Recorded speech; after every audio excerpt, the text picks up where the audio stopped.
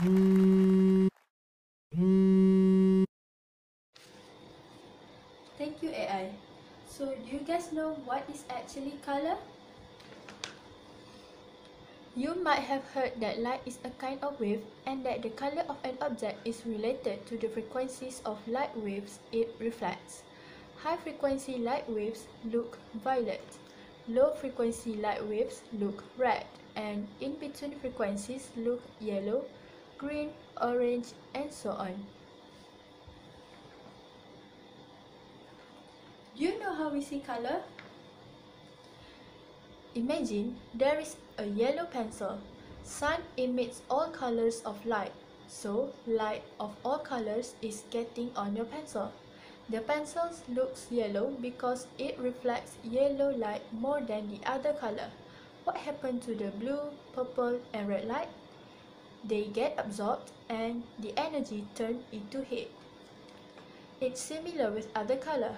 Blue things reflects blue light the most, and red things reflect red light. So, that is how we see color in our daily lives. Moving on, now I'm gonna share an interesting story to you about a trio which has recorded the history's deadliest color.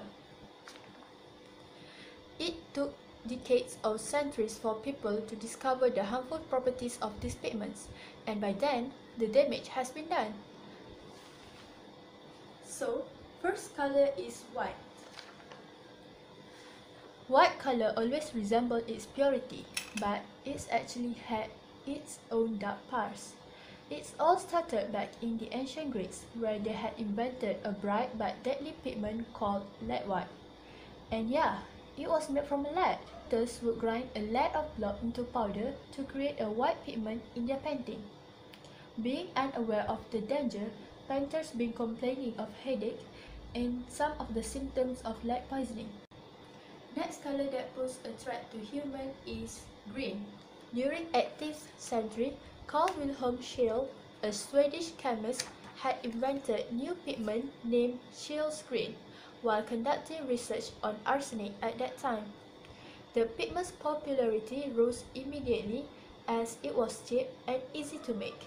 And for sure, they were not aware of the danger using arsenic at that time.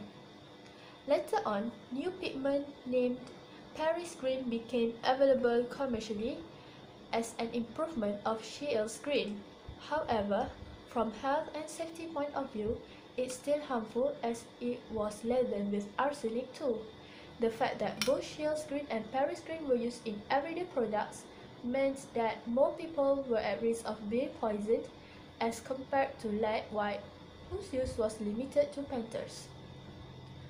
Cupric hydrogen arsenic compound in this pigment had damaged its function of cell. As a result, 18th century fabric factory workers were often poisoned. Women in green dresses were reportedly collapsed, and rumors also said that Napoleon people died from sleeping in a green wallpapered bedroom. The last deadly pigment is uranium orange, which is a product of the 20th century. Unlike the first two pigments, this radioactive pigment was popular used in the production of ceramic glaze. In 1936, a line of glazed ceramic dinnerware known as Fiesta was introduced in the United States.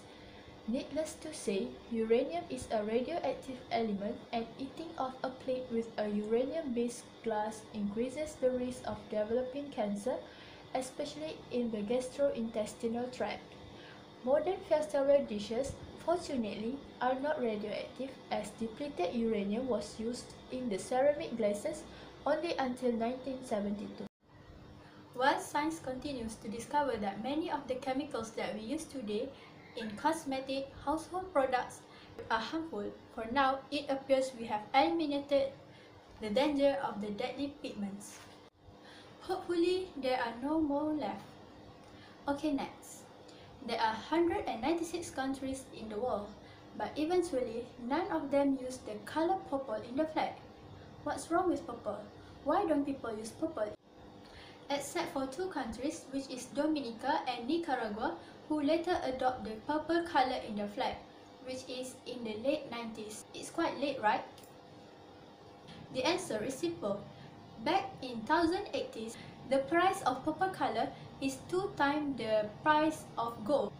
The main reason that purple is expensive is because the dye to produce purple color came from small sea snails, and 10,000 of snails would produce only 1 gram dye of purple.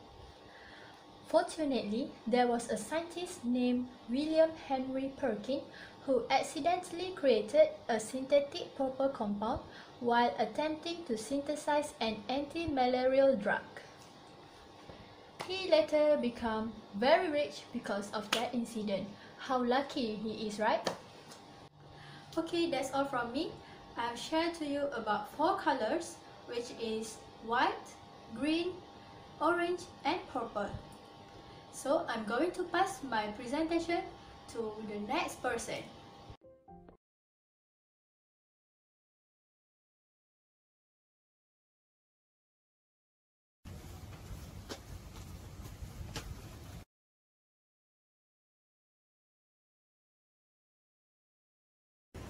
Hey you! Have I seen you somewhere before? No, but I have seen you before. How? What are you talking about? Actually, I'm your color fairy. What? Why? Is there something troubling you, honey? Yeah, actually there is. I wake up and all I see now is actually black and white. I've lost my sense of color. Oh, don't worry. I have a solution for you. But first, let me take you somewhere. Oh, okay. Ching!